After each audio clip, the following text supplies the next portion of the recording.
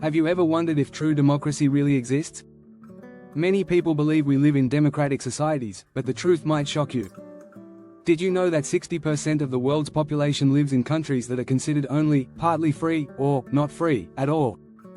This means that billions of people do not have a real voice in their government.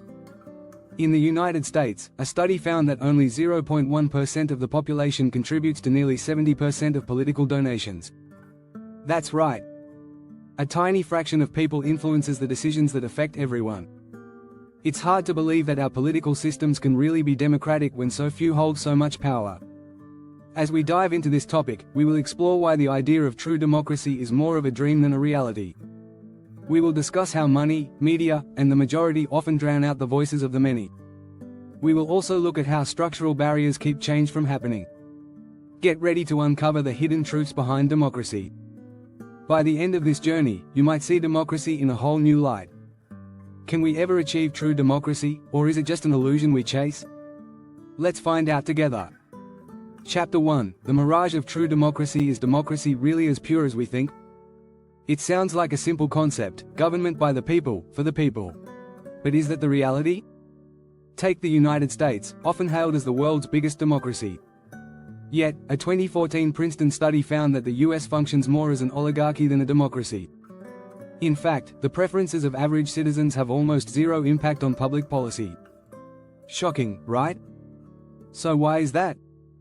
Part of the issue is scale. Ancient Athens, the birthplace of democracy, had around 30,000 eligible voters. Today, countries like India have over 900 million voters. Scaling democracy makes it harder for every voice to be heard. Even when citizens do get involved, the systems in place often distort their will. From gerrymandering to complex electoral colleges, true representation gets lost. Many people feel like their vote doesn't matter, and often, they're right. It's a lot like trying to control a giant ship with a tiny steering wheel. You turn it one way, but the ship takes forever to respond, if at all. Modern democracy often feels like that, slow, unresponsive, and distant. Political scientist Larry Diamond once said, "Democracy is always a work in progress." That's the key, progress. True democracy seems like an endless goal rather than a reality we can touch. Chapter 2: Who really pulls the strings? Ever wonder who's really calling the shots?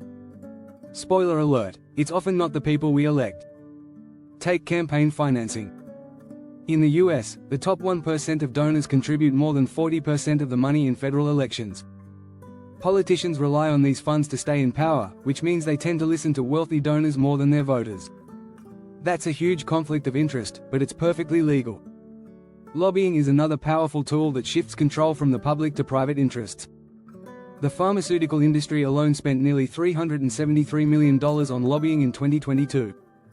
Is it any wonder that drug prices remain sky-high despite public outrage? And it's not just money. There's a revolving door between corporate leadership and political office. Former politicians become consultants or board members for major corporations, while corporate leaders take up powerful government positions. It's hard to say where business ends and politics begin. This dynamic creates what some call deep state governance. A small, unelected group makes the big decisions behind the scenes, while the public sees only a surface-level democracy. In his book Democracy Incorporated, Sheldon Wolin calls this inverted totalitarianism, where democracy exists in name, but corporate power dominates. This isn't some conspiracy theory. It's a structural problem baked into modern democracies, making true representation nearly impossible.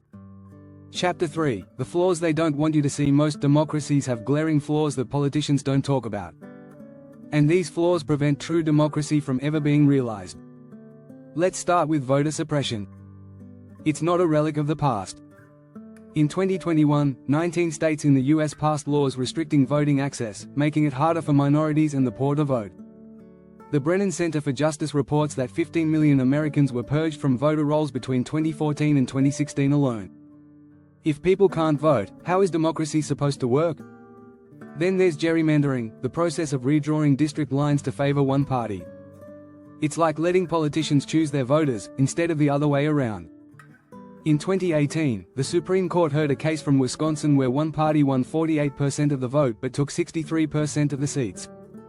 It's a mathematical distortion that cripples fair representation. Add to that the issue of low voter turnout. In the US, voter turnout is often under 60%. Even in highly contested elections, huge numbers of people don't participate. Why? Many feel disillusioned, like their vote won't make a difference. In The Road to Serfdom, Friedrich Hayek argued that democracy, without proper checks, often leads to centralized power rather than liberty. This rings true when we look at how easily democracies fall into authoritarian patterns. Whether through suppression, manipulation, or disengagement, modern democracies struggle to be fair. And these flaws, big and small, build up over time, preventing the system from evolving into something better.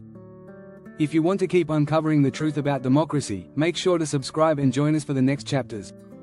Chapter 4: The Tyranny of the Majority. Have you ever thought about what happens when the majority rules?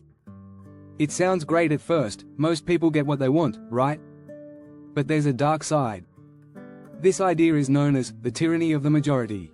Alexis de Tocqueville, a famous political thinker, warned about it in his classic book Democracy in America. He feared that when the majority rules unchecked, it can end up trampling on the rights of minority groups. It's not freedom for all, it's freedom for most. Take same-sex marriage as an example. For years, even though a large part of the population supported it, the majority in power refused to pass laws protecting those rights. In fact, it took a Supreme Court decision in 2015 to legalize it across the United States. Minority rights had to rely on legal rulings, not the democratic process. Another example? In some countries, religious minorities face harsh restrictions, all because the majority rules with their own interests in mind. This can create a climate of exclusion and discrimination. True democracy is supposed to protect everyone's rights, not just the loudest or largest group. Even John Stuart Mill argued in On Liberty that democracy must be about protecting individuals and minority groups from being overrun by the collective will. If the system only works for the majority, it isn't really democratic. This is why many systems build in checks and balances, like courts or constitutions, to protect against majority rule gone wrong. But even those systems can falter, leaving minorities vulnerable to the whims of the majority.